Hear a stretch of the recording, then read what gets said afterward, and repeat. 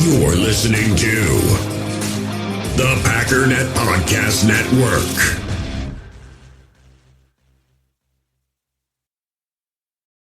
You ready? Showtime. On May 3rd, summer starts with The Fall Guy. Let's do it later. Let's drink a spicy margarita. Make some bad decisions. Yes! Audiences are falling in love with the most entertaining film of the year. Fall Guy. Fall Guy? Fall guy. That's what the poster said. See Ryan Gosling and Emily Blunt in the movie critics say exists to make you happy. Trying to make it out? Nope. Because I don't either. It's not what I'm into right now. What are you into? Talking. Yeah. The Fall Guy. Only in theaters May 3rd. Rated PG-13. Get ready for the greatest roast of all time, the Roast of Tom Brady, a Netflix live event happening May 5th.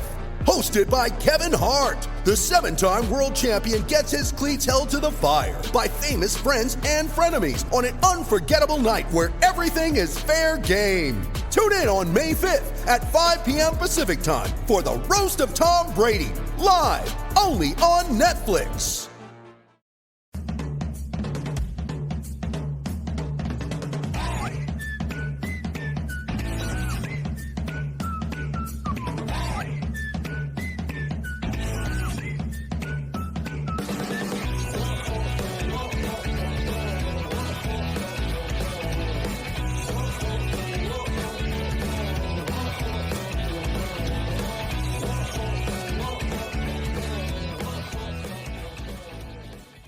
Hey, what's up, guys? Welcome into Good Morning Lambeau. My name is Clayton. You can check us out on Packernet.com. Find me on Twitter at Packers_access. Email us, PackersTotalAccess@gmail.com. Text us 865-658-5824. Join alongside Jacob in Wisconsin. In here to talk a little Packers this morning, kind of pick up where we left off last night. It's pretty cool, Jacob. We're well into the offseason, got plenty of topics to hit on here today, man. How you doing? I'm hurting, Landa. I think the guys at the PTA crew, I'll speak for myself, but for also Emilio and Tim, which are not here, coincidentally. It sounds like we all had a rough night. And I'm the only one that made the adult decision to wake up, other than you, of course, Clayton. It's just what we do. We handle business.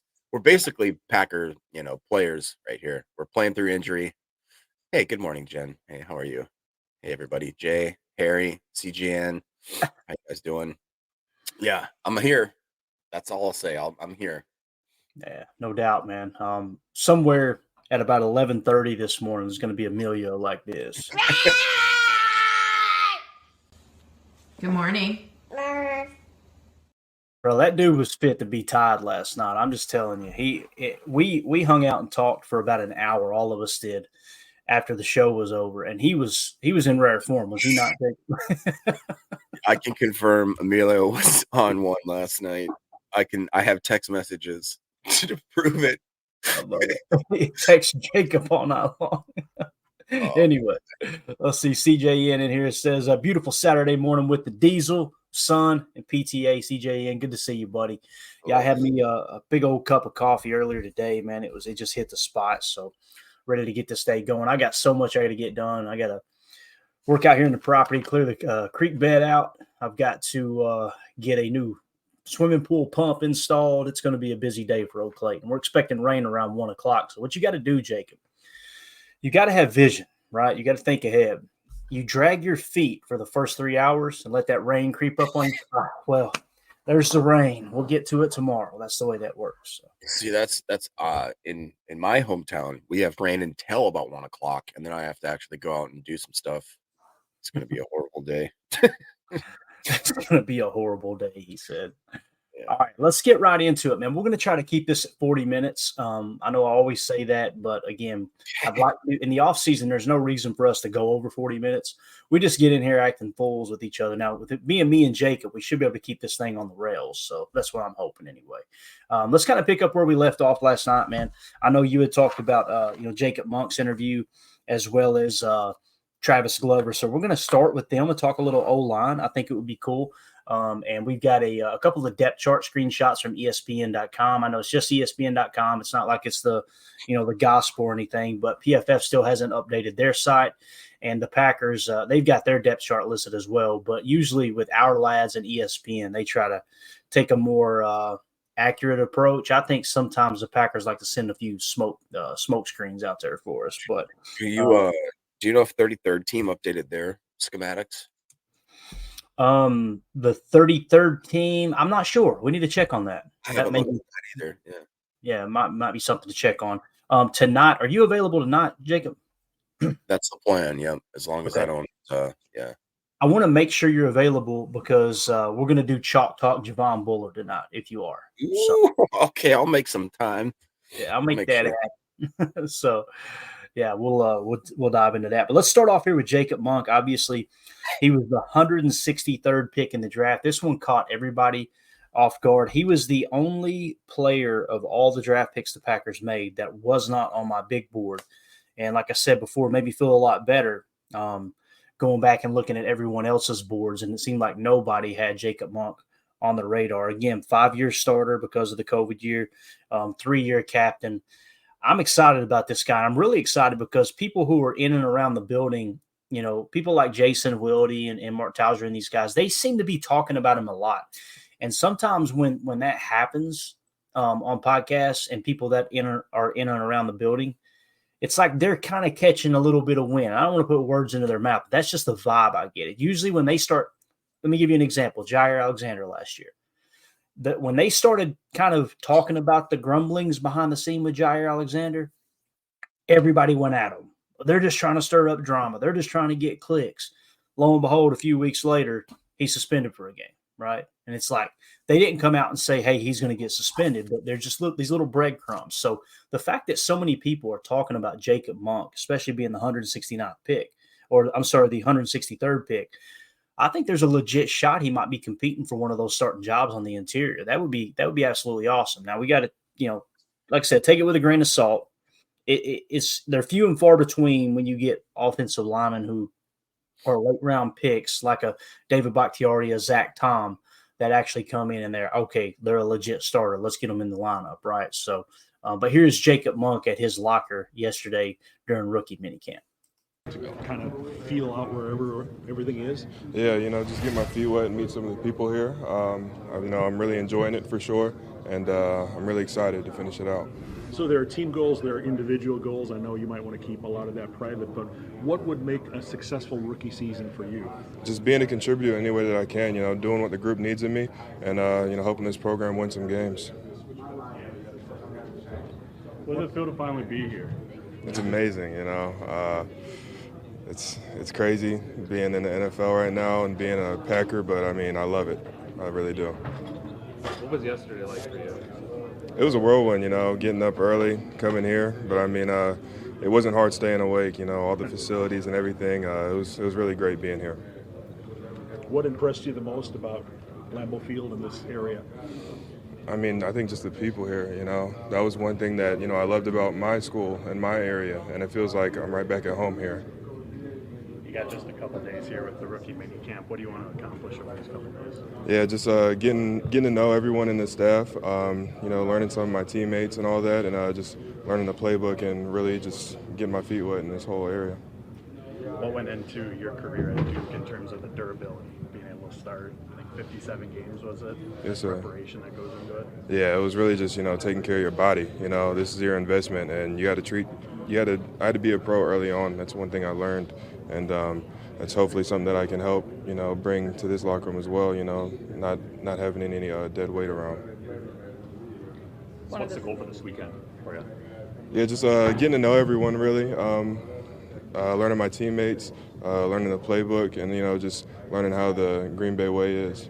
I'm sure it's not the whole playbook, obviously, but how do you learn a playbook that you probably have hours to learn what you're going to go executing here shortly? How do you handle that? I mean, you know, it's a task at hand. You know, you just got to get it done. What excites you about being a Green Bay Packer?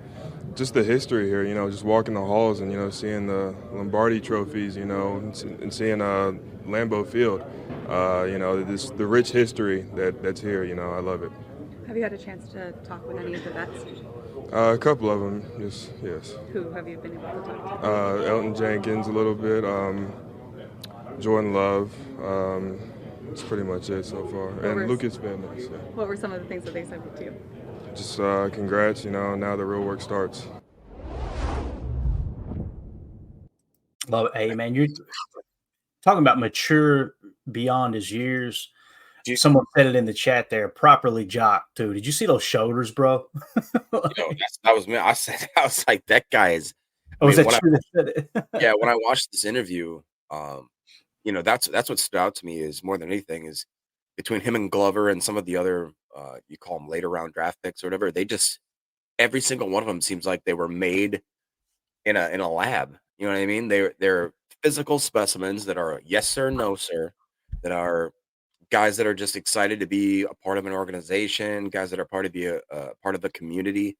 And I really do think I've talked about this multiple times. I actually talked to my buddy Tony, who I used to do the fantasy podcast with this morning. I said if there was a score that we could conglomerate that like an RAS for the Packers, it's like a good guy score. If you're a good person score, you got to be in the high nines for the Packers to really be drafting you. You know what I mean? Like your RAS could be in the 5s and the 6s, but if you have a good guy score that's in the 9s, man, you're going to be a part of this team.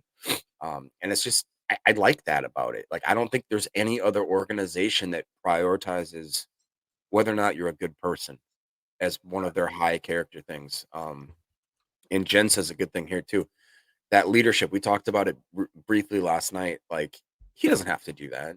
I'm sure I know for a fact that most quarterbacks in the NFL aren't reaching out to their, new prospects just to be like, hey man, I hope you're comfortable. Like most of them are like, kind of, I don't want to say that it's a dog eat dog world in the NFL. You know what I mean? So for him to be able to, and like we talked about AJ Dillon reaching out to Lloyd, like a guy that could be potentially stealing your livelihood, your whole life. Right. He's like, hey man, I hope you have a good, I want to set you up. I want to make sure you're good to go. Like that says something about the person, So I really do think that, like we've talked about, what's the quote? We're building a team. We're not building, or you tell me, Clayton. Yeah, it's the old Bill Belichick quote. He said, we're building a team, not collecting talent.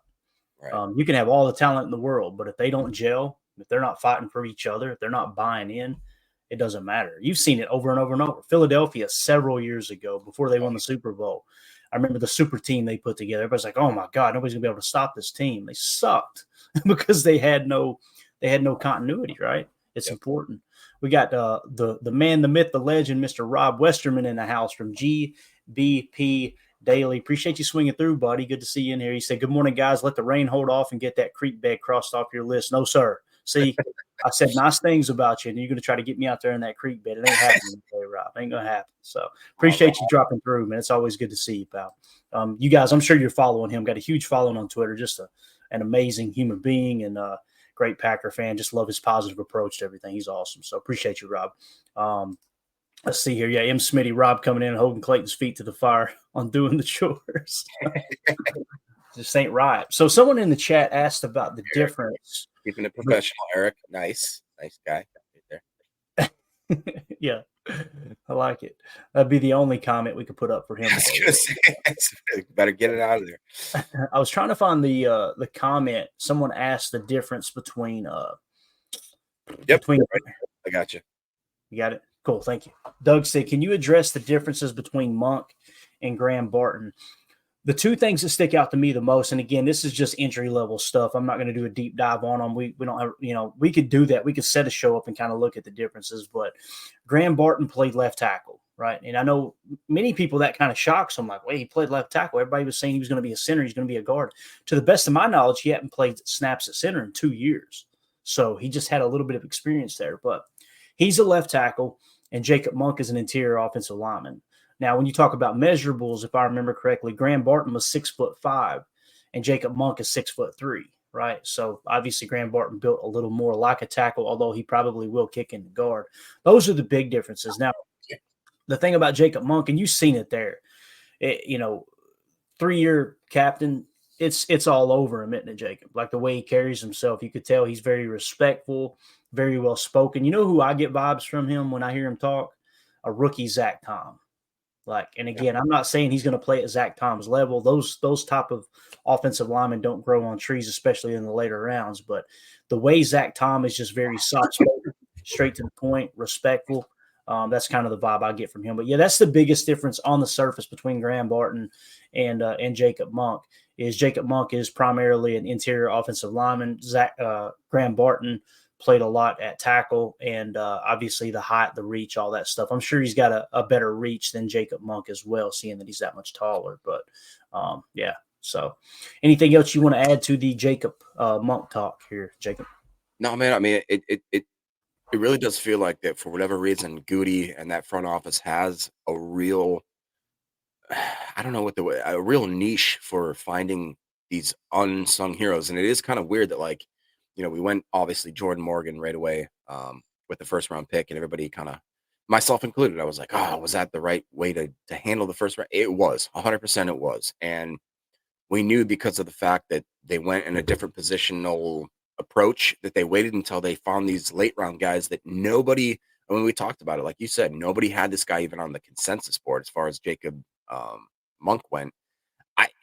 I don't, after watching him, he just seems like he really does have it all together. And even you look at Travis Glover, I believe he's from Georgia State.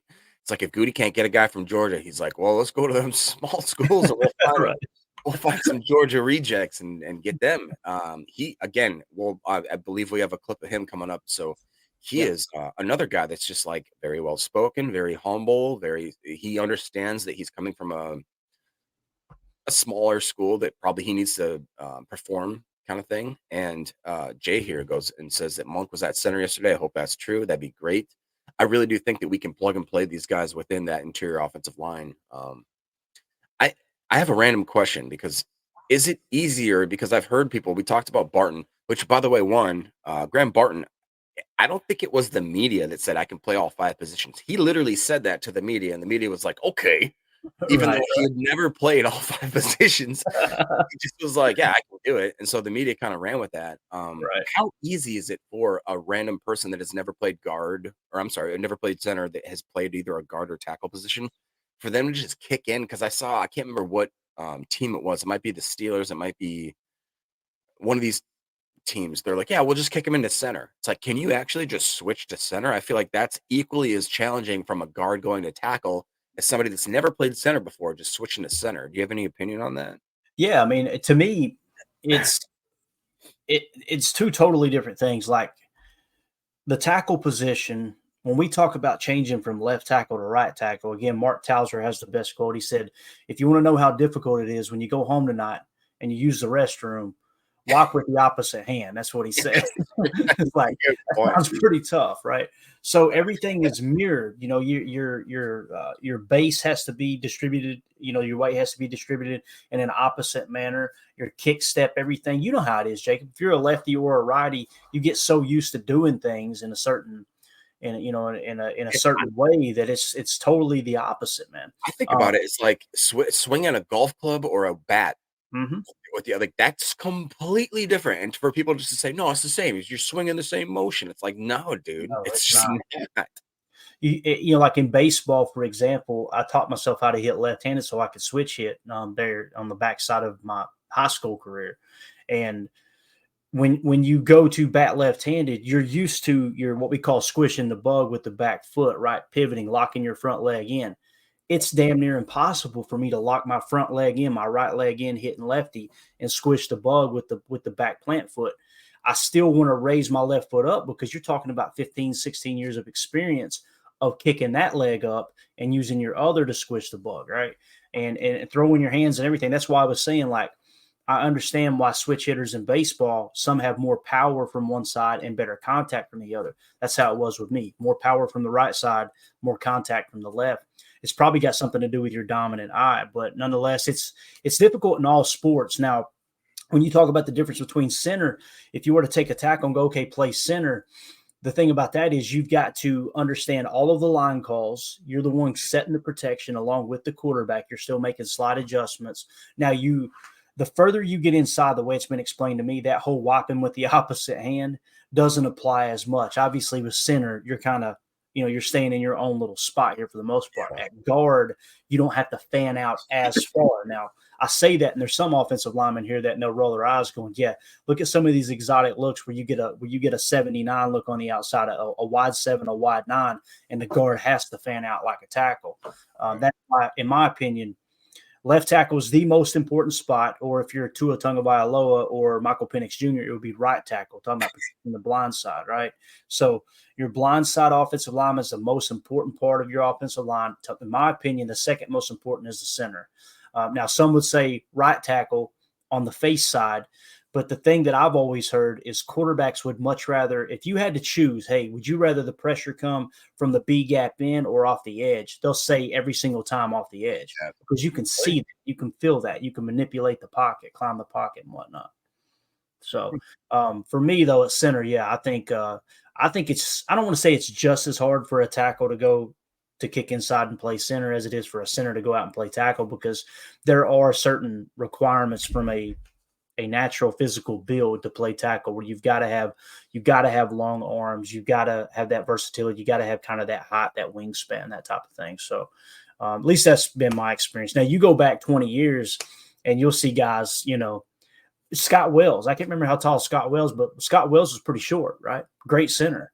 That seems to have changed. Centers are starting to evolve to where they're getting even taller. You see it with Josh Myers. I think Josh Myers is 6'4", 6'5", something like that. Yeah. So CJN had a good comment here because Wall said switching positions on the offensive line isn't that difficult if it's on the same side. Going from left to right side is very difficult, which we just kind of talked about. So, and that's what I was talking about last night is like, okay, your most grizzled vet on that offensive line for the most part is Elton Jenkins.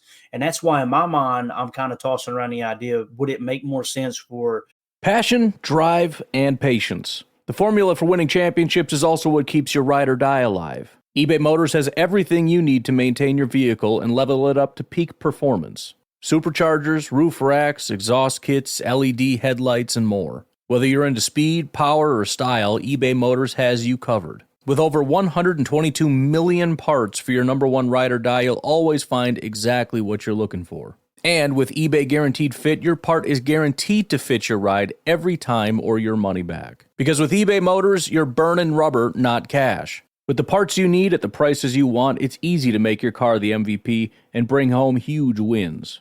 Keep your ride or die alive at ebaymotors.com. Eligible items only. Exclusions apply. With threats to our nation waiting around every corner, adaptability is more important than ever. When conditions change without notice, quick strategic thinking is crucial. And with obstacles consistently impending, determination is essential in overcoming them. It's this willingness, decisiveness, and resilience that sets Marines apart. With our fighting spirit, we don't just fight battles, we win them. Marines are the constant our nation counts on to fight the unknown. And through adaptable problem solving, we do just that. Learn more at marines.com. You're a podcast listener, and this is a podcast ad. Reach great listeners like yourself with podcast advertising from Lips and Ads. Choose from hundreds of top podcasts offering host endorsements, or run a reproduced ad like this one across thousands of shows to reach your target audience with Lips and Ads. Go to lipsandads.com now. That's LIBSYN ads.com. You're a podcast listener, and this is a podcast ad. Reach great listeners like yourself with podcast advertising from Lips and Ads. Choose from hundreds of top podcasts offering host endorsements, or run a reproduced ad like this one across thousands of shows to reach your target audience with Lips and Ads. Go to lipsandads.com now. That's LIBSYN ads.com. Let's say Rasheed Walker and Jordan Morgan just go at it in camp, right? And let's say Rasheed Walker finishes ahead of him. What about putting Jordan Morgan at left guard, since he's used to playing left? As we showed you, all of his snaps came at left tackle. So what if you play him at left guard and then you put Elton Jenkins at right guard? If there's anyone who can do it, Elton would be more equipped to do that. And I know some people are going, no, I want Josh Myers out of the lineup. I got you. I understand. The reality is Josh Myers has not lived up to the second-round talent. We're paying him. Yeah. So, and that along with, and that's guaranteed, by the way, too, that contract for the rookie, for the best of my knowledge there. So the other thing is, if you put Elton Jenkins at right guard this year, you got Tom at right tackle, you got Myers at center. And then if Myers walks in free agency next year, now you can either look at plugging and playing a Jacob Monk whether it's center or right guard, kick Elton to center. The fact that you draft Jordan Morgan, it's kind of got me after I slept on it. I'm thinking, okay, it's either going to be Jordan Morgan left tackle, Rasheed Walker left guard in the future, not necessarily this year, or vice versa, right? Because exactly what Mike Wall said, it's easy. It's a lot easier to switch positions if you stay on that side, so you're not wiping with the opposite hand. So that makes sense. But yeah, good stuff. Let's go to Travis Glover real quick. We got a video, and then we got a special video that our buddy over at Victory Sports, Coach Chris Haddad. Coach Haddad? Had with one of the GOATs of offensive line coaches. I'm really excited about this video, but let's go to Travis Glover real quick. Obviously, Travis Glover, rookie offensive tackle, like you said, taken out. Was it Georgia Southern? Is that right, Jacob? Yeah, Georgia State, Georgia Southern, whatever they. Yeah. I can't remember it. I get them mixed up. It's either Georgia State or Georgia Southern. I thought it was Southern, but I could be wrong. But we took him with the 202nd pick. Really excited about this pick. He was 159 on my board, so great value. Can move too, like these guys, Monk and Glover, they can move, man. They are, for being so big, they are physical specimens, man. It's crazy. Absolutely. Let's see what Travis Glover had to say at his locker. What was the first moment where you really felt like, oh, I'm in the NFL? When I got on the plane, I flew to Minnesota, and I flew here. I was like, oh, so this is for real. Like, we finna get to it. Get used to that. There's no direct flight here. Yeah, that's what they've been saying. It's hard to get out here. So what is the first couple days been? Just walk us through what you've done since you've been here. We got here yesterday. We did like physicals, getting fitted for helmets and clothes and things. And then today we just got finished with a walkthrough, been mean going over the plays and just trying to get used to the offense and learn the language and stuff like that. Is it even possible to really digest that quick, or has you got a little bit of something? Yeah, I think it is. It's possible to digest it, but you're not going to digest everything. So you just got to pick and choose what you're going to learn and the stuff that you got to keep adding on to. Travis, what was the anticipation like before getting here, from when you got drafted to just getting ready to make that move now to the NFL? Really, for me, I like to work out, so I just started just working out, trying to not really think about it, just work out, get here, and get to work with these guys and be in the building with all the coaches and stuff, just preparing so I'm ready for the moment. Like him too, man. Seems like he's got a really good spirit about him. And you see him on the field, he's an absolute monster, Jacob. Yeah. I mean, and like I said, these guys they just seem humble. They seem hungry. They seem like guys that you'd want to go out and have a beer with. And I think that there's something to be said about that. Again, the nice guy factor. Like I don't know what I could call it. I need, like Jay says, sounds genuine, down to earth. Like I said, the type of guy that you'd go have a beer with, that you knew that if something happened, you're like, oh, that guy's going to settle stuff. Nobody's messing with us. We're going to go have a nice night. And if anybody, God forbid, if anybody wants to start some stuff, these men can go from being very humble giants to just absolute freakazoids. And I think it's awesome. I really do. It's contained. What do you call it? Like just that quiet confidence that they have, I think is great. Definitely. And just kind of looking back over the draft process here where we had Travis Glover, he was the 105th graded tackle, if I understood correctly, in 2023. The consensus big board had him way down low around 257 when we took the info down, and the 33rd team had him borderline top 100 pick. His RAS, if I remember correctly, was less than a 7. You guys correct me if I'm wrong on that, but I think it was less than a 7. And then going back here to Jacob Monk, obviously I worked him up. He wasn't on my board. I don't want to cheat here and pretend like he was, but anyone that wasn't on my board, I tried to go back and work up, whether they were undrafted free agents or like in this case with Jacob Monk with the 163rd pick.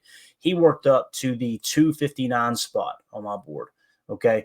And if you go and look, though, RAS, he was a 9+ RAS. So just a physical freak there on the interior when it comes to relative athletic scores. So we'll see what we got in those two offensive linemen for sure, man.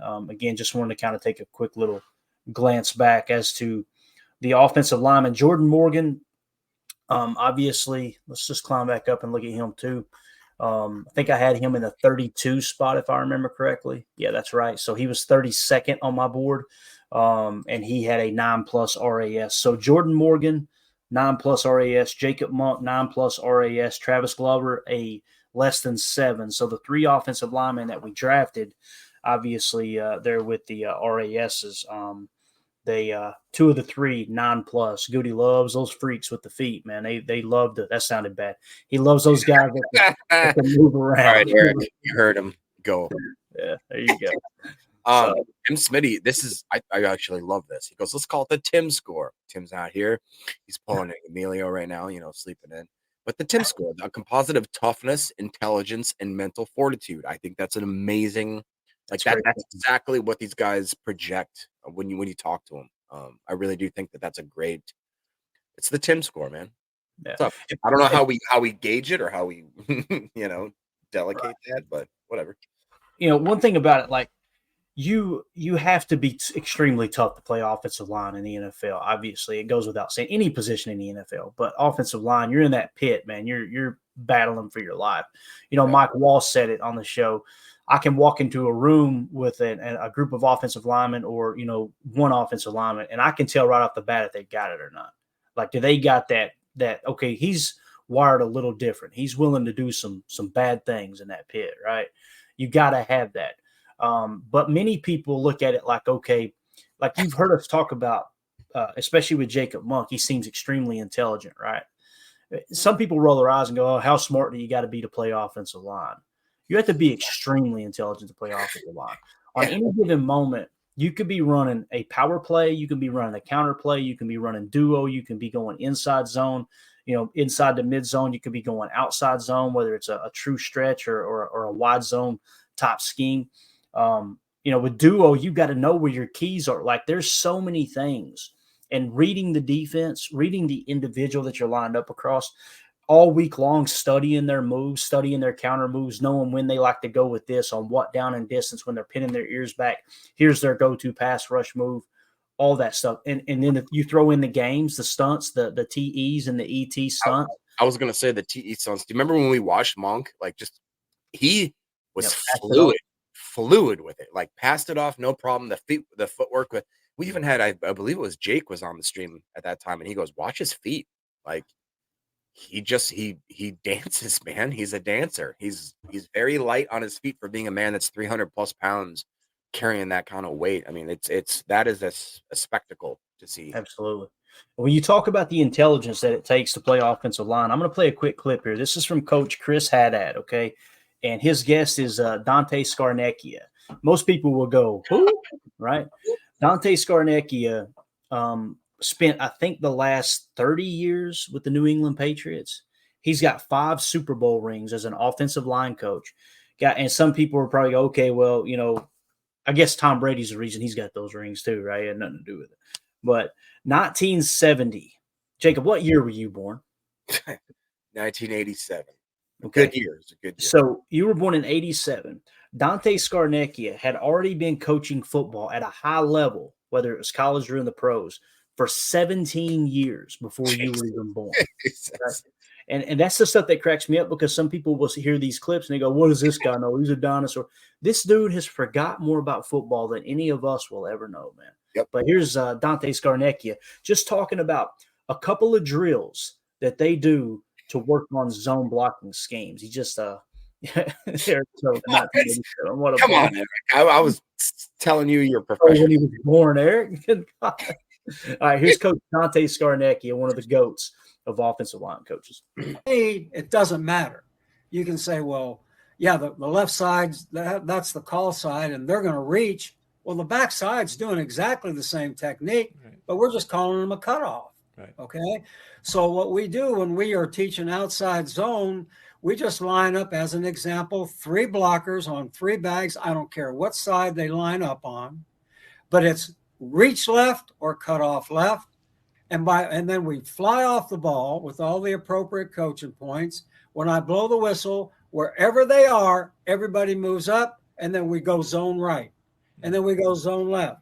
And then we go zone right until everybody's done it. We turn around, come back the other way, so they get it both ways. So it's all designed to get the absolute most out of everything you're trying to teach in that particular drill. Right. And then the logical question is, can you see everything you need to see? Yes, you can. Yes, you can. If you stand in the appropriate way, you'll see that everyone's going to drop step. Everyone's backside foot's going through and not across. Going through and not across, Okay. Backside ear to front side armpit. That's what we're trying to teach. And more importantly, as importantly, backside hand underneath the backside shoulder. That is hugely important. Okay. We never square our pads too soon on that. We keep the guy on our backside half all the time until the whistle blows. So everyone's going to look the same. If everyone looks the same, I don't say a whole lot other than way to go. Right. If some guy turns too fast and tries to get into the guy and the guy's going to cross his hat, that's wrong. Right. Okay. So everything's designed to teach technique, to build conditioning. And I'm going to add a third thing, concentration, because we use 3 different snap counts without saying a whole lot.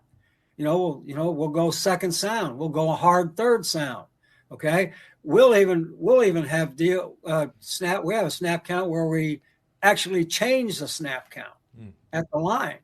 And we do it so because we always want them thinking, and also they're going to be in a lot of games where the quarterback's going to change things at the line. Love it. Again, you hear stuff like that, and it's like, yeah, these offensive linemen are just big stupid dummies. They just go out there and they move bodies. That's all they do. It's crazy. Talk about changing the snap count. They sometimes don't even know what the snap count's going to be. It's wild, man. So I think it's funny too, because like you said, the nomenclature of like offensive linemen, they call them like, hey, go. They're the big hog mollies. They're just the big dumb idiot that you send go forward, make us go forward. It's not that way in the NFL now. Like these guys are actual. Yeah.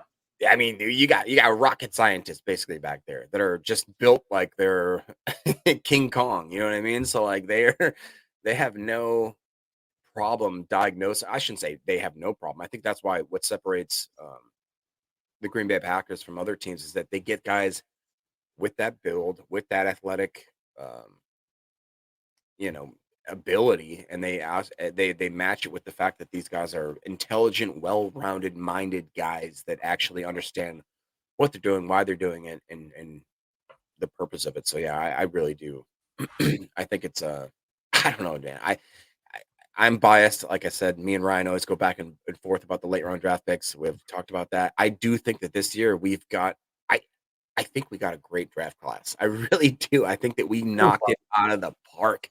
I mean, the only one that I'm a little bit hesitant on is Tyron Hopper, and that guy is a dog. He's a freaking dog. Like if you just point him in the direction and say, "Hey, go hit that and hit it hard," he'll do it. Like you don't need to give him the playbook. You just tell him, "This is your job. This is your assignment.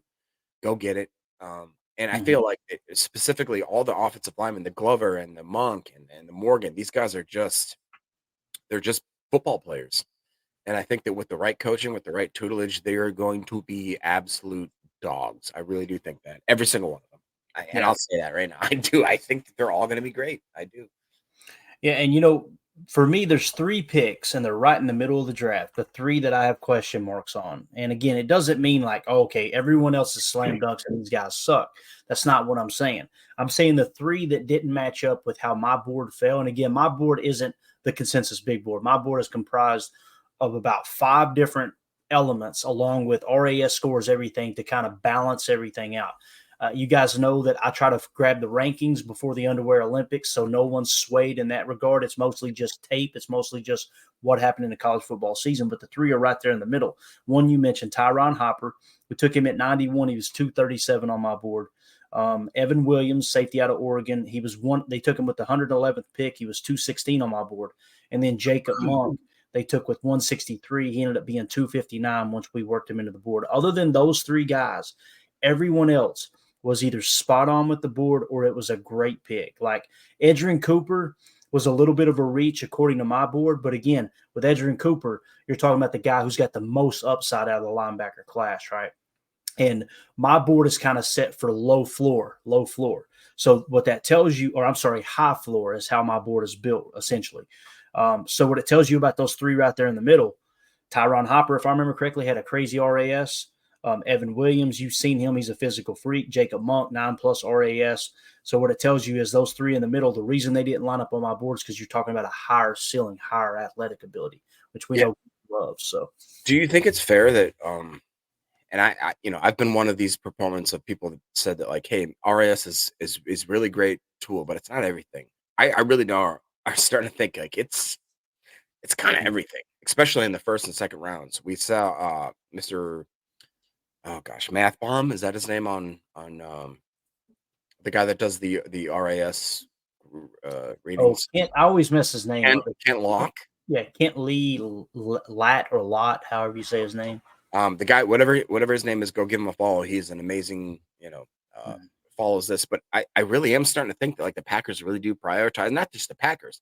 He showed that the 97% or like 95% of the first round draft picks had a 9 or higher RAS. Yeah. The second round, it was like 87%. In the third round, it was like 56%. And then it got gradually, distance from that. So yeah, RAS is a massive indication of where they're going to be drafted. It just is. Like, we can't deny that anymore. Even if it didn't used to be, but like for whatever reason, it caught on and people are like, man, this guy's a freak. So the Packers, I think, were ahead of that game. They were looking at RAS, I think, long before a lot of teams were. I could be wrong on that. I don't know. But I really do think that that's a big thing. And it is something to be said that like we just bring in guys that are hungry, they're humble, and they have the athletic ability to do whatever the heck we want them to do. Like that's crazy. Like that's a coach's dream. Imagine Jeff Hafley and LaFleur being like, oh, we got 11 dudes, 11 guys that are literally freaks and they're humble and we can tell them what to do. Like, okay, like that is a coach's good dream, I'll say. That's the other thing too. Like, I was thinking about this the other day, and it was just a random thought. Like Jeff Hafley coached at Boston College, right? Now, listen, when you get to the NFL, obviously the level of competition goes through the freaking roof, right? So it's not going to be, it's not going to be nowhere near as simple or easy to put a defense together at the NFL level as it is at college, right? I think we would all agree with that. With some of the cupcake teams that you have to play throughout the season.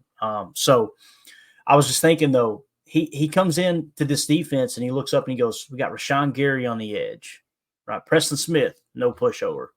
Kenny Clark, some are projecting he's going to be one of the best one-gap interior defensive linemen in the league. You got Lucas Van Ness. You got Devontae White. You got Carl Brooks, who I think had a great year last year as a rookie. Then you go to the linebacker position. You got Quay Walker. He's a physical freak. Now you got Edgerrin Cooper, who's just kind of that complete clone of Quay Walker and how they're built and that athleticism. You got Jair Alexander. When he's on, he is one of, if not the best cornerbacks in the league. You just went out and signed Xavier McKinney, arguably the best safety in the league, at least from free agent standpoint. Now you got Javon Bullard, a second-round pick, who we're going to do chalk talk about tonight. You got him, Oladapo.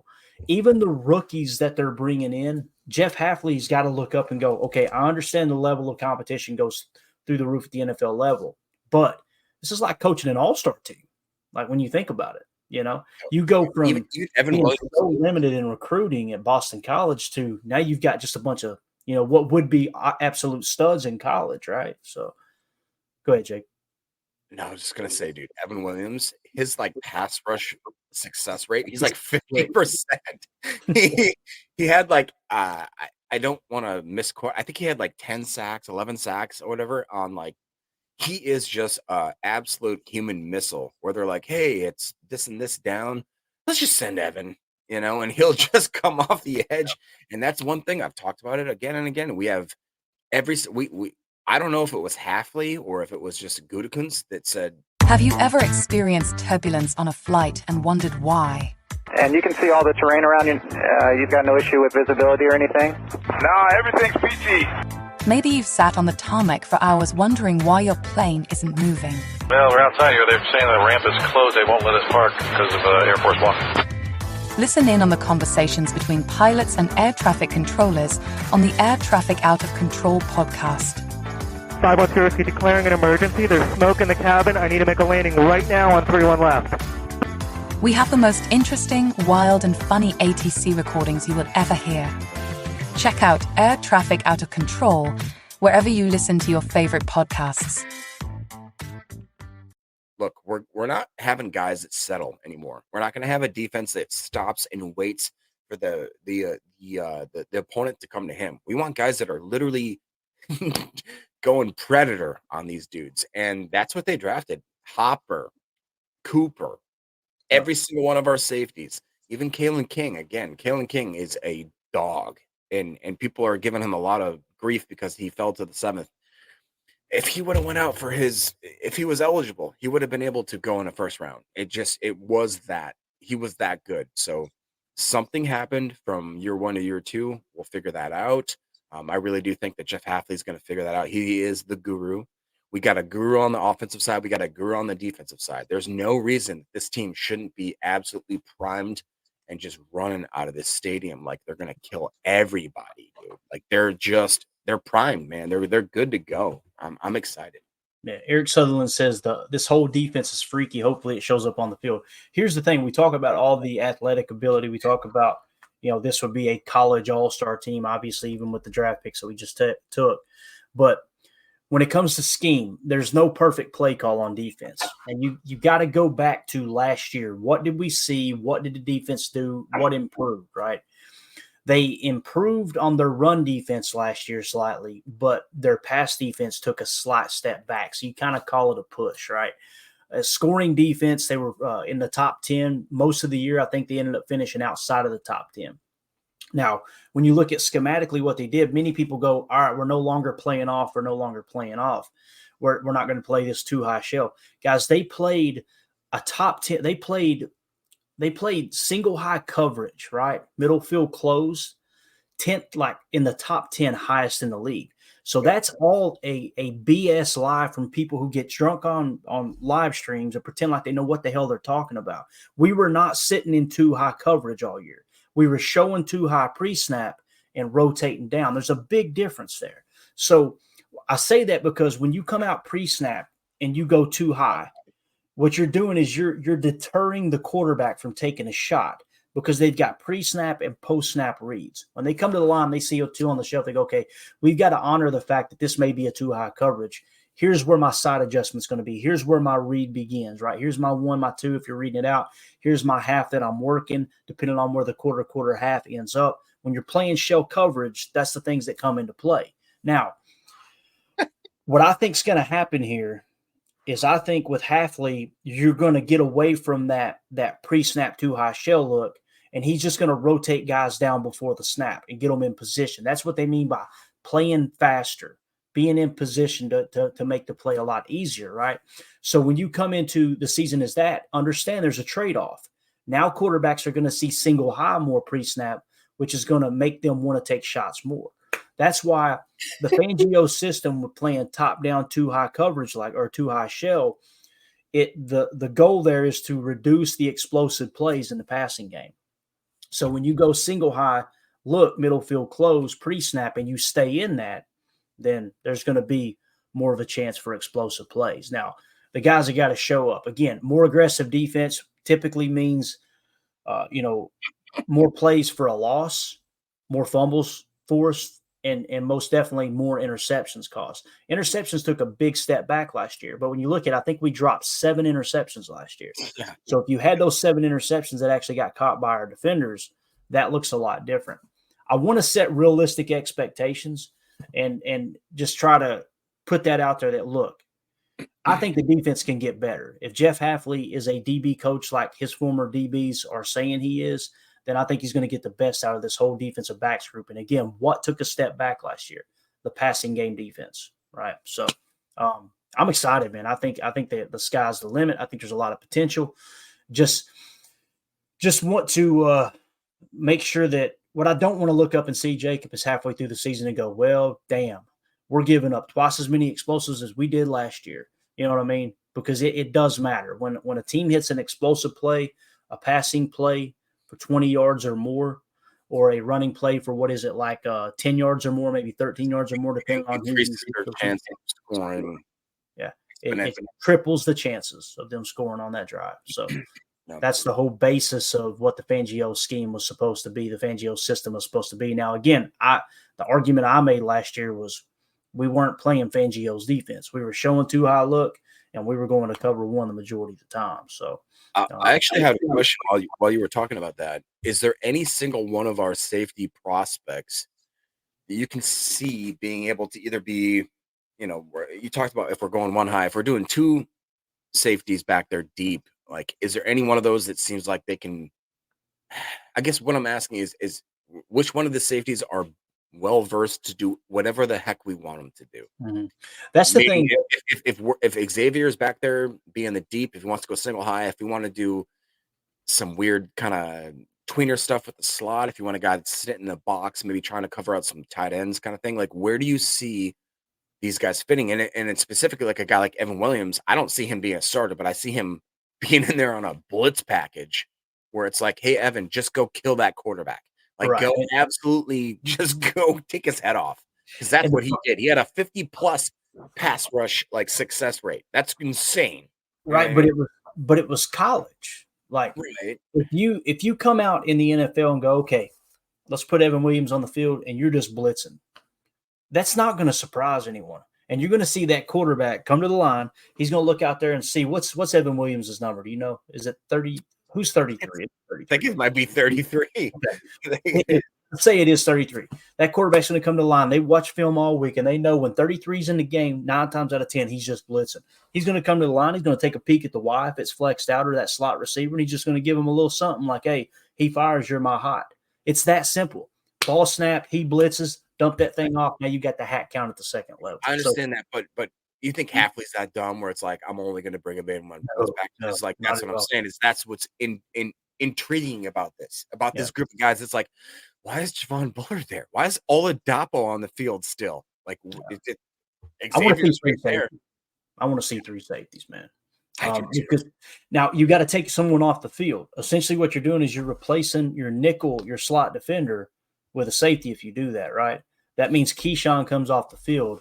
Who would you rather play in Keyshawn's place? Let's just assume it's going to be Xavier McKinney and it's going to be Javon Bullard. And to answer your question, Jacob, they got to be able to do both. In today's NFL, there's no longer is there just a strong safety that plays in the box. They play all over the place now. So let's say those are your 2 starting safeties. Who is that safety that you would want to come in and play for Keyshawn Nixon in the slot? Because that's essentially what your big nickel is going to end up being. Yeah. I think for me, it's Oladapo. You think that? Okay. I would say either Bullard or Oladapo. Yeah. Again, that's assuming that Bullard is going to be your second safety is what I'm saying. So, so it would be like between Oladapo, Evan Williams, Anthony Johnson Jr., you know what I mean, as you get down a little bit further on the depth chart. Matter of fact, I've got this right here. Let's pull it up real quick. This is from ESPN.com. And again, this doesn't mean this is set in stone. This is just kind of their projection. So who is Deslin Alexander? What's that? Who's Deslin Alexander? 3rd string left defensive end. You don't know who that is? No, I do not. I don't either. I was just joking. I have no idea. So anyway, look at the safety position. They've got free safety Xavier McKinney. I agree with that. Probably going to be lined up on the left side of the field from the offense's perspective. Javon Bullard is your starting strong safety. They'll have Evan Williams as the backup strong safety. Then they've got Zane Anderson as the backup free safety. I disagree with that. And then, of course, they got Katan Oladapo. He's listed as questionable right now. I think he's going to fight himself up into contention there with free safety. I think Anthony Johnson Jr. is over Zane Anderson, me personally. So, just kind of give you a look at the safety room here with the Green Bay Packers. So, it's going to be interesting. Now, notice here too, they got Edgerrin Cooper projected as being the strong side linebacker in the base 4-3. Although we're going to be in the nickel 75-80% of the time, so that really doesn't matter. I think that with a 4-3 base there, man, I don't like the idea of Isaiah McDuffie playing Mike and Quay and Edgerrin both playing strong and will.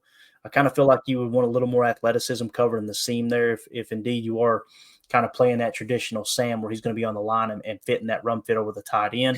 That typically makes the Mike run the seam if you are playing some kind of zone defense or if you do end up man up on a tight end, which in this case, I think what Hafley will do a lot of is man coverage where the safety will be manned up on the tight end more than the Mike would. So the Mike would be more of that green dog look in the backfield with the running back. But what were you going to say, Jake? I'm sorry. No, Eric kind of took it. He goes, Zane Anderson, who's drunk? I was just going to say, 4-3, like, is this where you project these guys going? But like, is the nickel a 2-4-5? Is it like one of these nickel packages where it's a little bit different than that? See, that's what's hilarious is like the nickel package is going to be a 4-2-5. Last year we ran a 2-4-5. Here's the difference.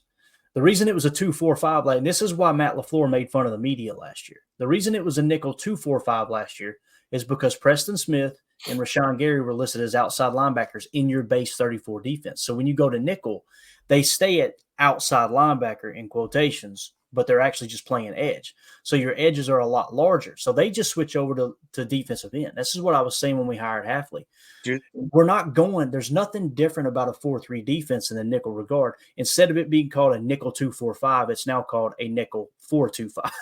But it's the same people on the field. Do these quote-unquote edges, do they put their hands in the dirt? Are they three-point, or are they going still on that too? I think what you've seen at Boston College was a little bit of both. You would see sometimes they would stand up. Like I showed a couple of plays and I got roasted on Twitter. People were like, shut up, I don't want to hear it. I showed you their nickel set where the guys were standing up just like a nickel 2-4-5. I'm like, he's basically running a nickel 2-4-5 is what he was running at Boston College on occasion. Now, if you talk to coaches, they say it makes a huge difference to put your hand in the dirt. So in a base 4-3, yes, their hands will be in the dirt. In that nickel look, I wouldn't be surprised if Halfley asked the players, what are you comfortable with? Rashawn, would you rather have your hand in the dirt or not? Maybe they give them a little bit more freedom in that regard. I always think back to Wade Phillips way back in the day when he was with Dallas. And there was a big talk about them switching to a 34 front. And I think DeMarcus Ware was the edge defender. This was over 10 years ago. It's funny, this stuff randomly pops up in my mind. I've watched so much football. So they asked him, they said, how do you think – I think it was DeMarcus Ware they were talking about. How do you think he'll adjust to playing outside linebacker as opposed to defensive end? And you could probably find it on YouTube. Wade Phillips says, you want to know the difference between the two? Yeah. He stood up behind the podium, walked over and put his hand on the ground, and then he stood up. He said, that's the difference. Everything else is exactly the same, right? And again, when you talk about two-gapping, we done some one-gapping last year. Like Matt LaFleur talked about it. He talked about – it was against Pittsburgh. He said that was we were playing one gap there. We were playing one gap on that situation. So basically what he was saying to the defense is there's no excuses. You guys didn't play two gap there. You played one gap. That's why people looked at it as he's defending Joe Barry, his buddy. But when you turn on the tape, it's like he's telling the truth. Like these guys just aren't getting to their spot. Now the problem was you were showing that pre-snap shell, and it was a little bit more difficult for the safety to get down because it was, we talked about that start-stop-shoot with Edgerrin Cooper. The start-stop-shoot with the safety is run up 5 yards, meet your run fit, and now you got to get going again. That gets a little more difficult as opposed to already being in a single high look and having that safety in the box playing what we call spur. So, Affam. All right, I gotta highlight this. He goes, we have too many DBs. So people started getting at Affam. He goes, our run defense is going to be awful. Affam, are you getting negative on me here, bro? Eric Sutherland says, Affam, looking at that lower half thickness. Jen says, go back to bed, Affam. He goes, it's all look at. Good grammar. Affam's in the bottle this morning. Affam, come on, man. Why you hating? He goes, I started scouting AJ Dillon once I turned 18.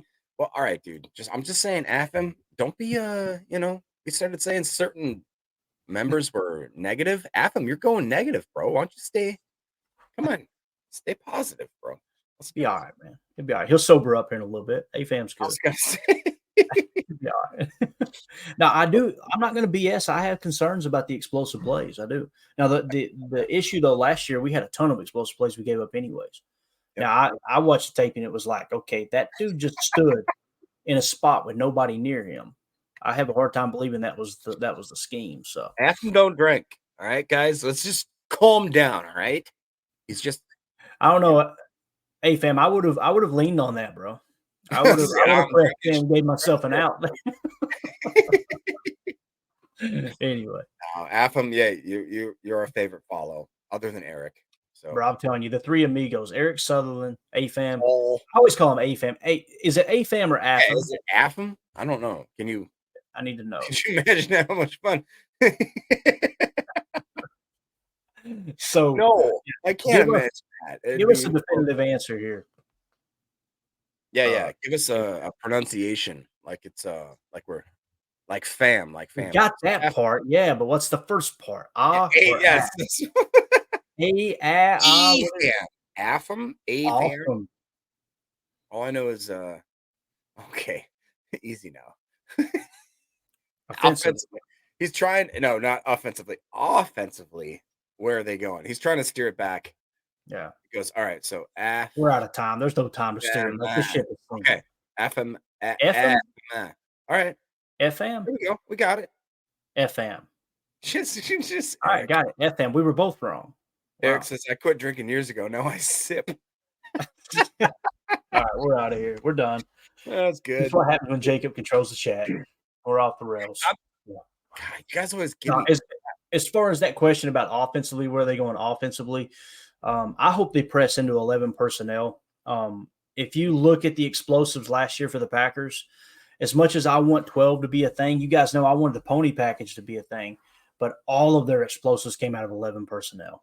I want 3 wide receiver sets, one tight end. You got depth at wide receiver to run 11. You got depth at tight end to run 11. Here's the problem I have. If you go 12 personnel, as much as I love Tucker Kraft and Luke Musgrave, whichever one wins the starting tight end job, I imagine it'd be Luke Musgrave. But if you go 12 personnel, it's going to be really hard for me to stomach looking on that sideline and seeing Dontavian Wicks, Jaden Reed, Christian Watson, or Romeo Doubs not being on the field. Because to me, they are way more valuable than either of Luke Musgrave or Tucker Kraft, whichever one you want to put 1A, 1B. So that's I want to see 11 personnel because it's going to open up the running game as well, for sure. Yeah. Now, with that being said, we'll come out and we'll run more 12 personnel than anybody in the league. That'll happen. And they'll do it good. So I honestly do think people are sleeping on the fact that Josh Jacobs is a really good receiver. They did not utilize him. He had something crazy, like 12 receptions in Las Vegas there. Yeah. Like it was insane. The fact that they underutilized him well in college, bro. And he's fluid with it. Like he can the dump offs, I think that's a underutilized game that maybe Jordan Love hasn't came around to. We watched it even with Aaron Jones. Aaron Jones was a great guy that just, do that wheel route, flat route, whatever you want to call it. The guy he ate when they did that. So I'm excited to see that. I'm excited the fact that, like, I saw somebody in the chat said, like, hey, our top 3 is Dontavian Wicks and Jaden Reed. And they left Christian Watson as a slot or like a flex. It's like, okay, like Christian Watson, dude, he's not a flex. He's going to be the guy that stretches the field. He's exactly what the Kansas City Chiefs, that's their missing component as to why they think they can win the Super Bowl. Like they had the MVS. Guys, we did the MVS test. Like there is a legitimate case to say that all we need is a guy to run straight right down the field. It opens up the whole rest of the defense for whatever the heck Matt LaFleur is concocting up. He is a absolute magician with that. So, and then also, like, people that talk about the fact that we didn't draft any receivers. Hey, do you see this guy right here? Malik Heath? You see that guy right there? Bull Melton? See that guy right there? Grant DeBose? Even Thyrick Pitts. I don't know who that is, but heck yeah, man. Welcome to the team. Don't know who you are, like your name. So I'm just saying. You look at the wide receiver room, and again, Bo Melton, we didn't even mention just a second ago. No. This is just, you got to stay in 11 personnel to get the best players on the field. Bo Melton had the highest PFF grade on the entire team. Granted, it was a smaller sample size, but that dude went off. So, we'll see how it all plays out as the depth chart sits right here, according to ESPN. Obviously, Jordan Morgan is the backup left tackle. You guys know they do that with every rookie when they come in. The Packers will have him buried on the depth chart until you get into training camp and start making things happen, So, I'm liking it, man. I think the team got better all the way around. I think the offensive line got better. I think the running back room, I think it's a push for me. Now, if we get 2022 Josh Jacobs, the running back room will be better. If we get 2023 Josh Jacobs, then it got worse. Now, Marshawn Lloyd, I think, is going to add a little sizzle to that room as well. On the defensive side of the ball, we already talked about it. Got a lot better, in my opinion. I mean, linebacker, I think you'll be better there. Cornerback's going to kind of stay the same. We'll see if Eric Stokes can put it together with the DB whisperer in town now. And then obviously safety position, I feel like is going to be better. If Javon Bullard plays the way that we see he's capable of playing at the college level, he's going to come in and be a lot better than Darnell Savage. I believe that with everything in me, man. You're doing a chalk talk tonight on Bullard. Is that correct? That's correct. So I'm excited about that one. We'll It's good. see. Dude. It'll be awesome. This guy takes angles, and he is a violent football player. Like this, he does not care whether or not you're coming home that night. He is going to take your legs out. 18 yards away from the ball, playing post safety and flying up and making a tackle for a loss. It's just wild. And I'm not talking about he read it pre-snap and then crept up. He was lined up, kind of pre-snap it. No, this is ball snap. He read it.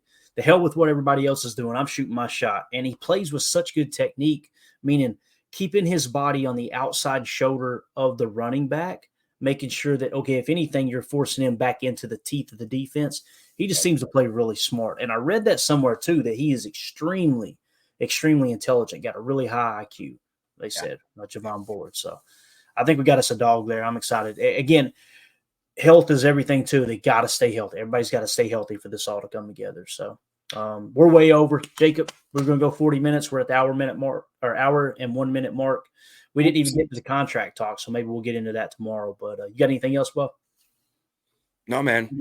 Just great to see the chat here. It's crazy that we have over 300 people here watching on a Saturday morning for no reason in the off season. If you guys can hit like, subscribe, share, all that kind of stuff, it'd be great. As you guys know, we crank out this content as much as we can, and you guys make it. You make it what we do. Like this again, Clayton said we should have been 40 minutes. It's because of the chat. It's because you guys make this a great show. So thank you. I appreciate that. Yeah, completely agree, man. All right, we're out of here. We'll see you tonight for Chalk Talk, 7 p.m. Central Time, 8 p.m. Eastern, breaking down Javon Bullard, rookie safety from Georgia. It's going to be a really, really fun watch. If you guys would take just a quick second, hit that like button for us on YouTube. Feel free to subscribe to the channel too. Don't worry about turning on notifications because there's really no need. We'll be going live every day. You'll know that we're live either twice a day or at least once a day. So you don't really have to have that on to bother you. FAM. Is it AFAM? All right, now you're confusing us, dude. Now you're just Smith. Let's get out of here. I ain't got time for this. I'm gonna hit you with this one, AFAM. I'm gonna continue to call you AFAM. Here, take this with you. Yeah. Okay. So everybody have a great day. For those of you listening on the pod, thank you for making us a part of your day. As always, let's go out and be the change we want to see in the world, and go Pack Go.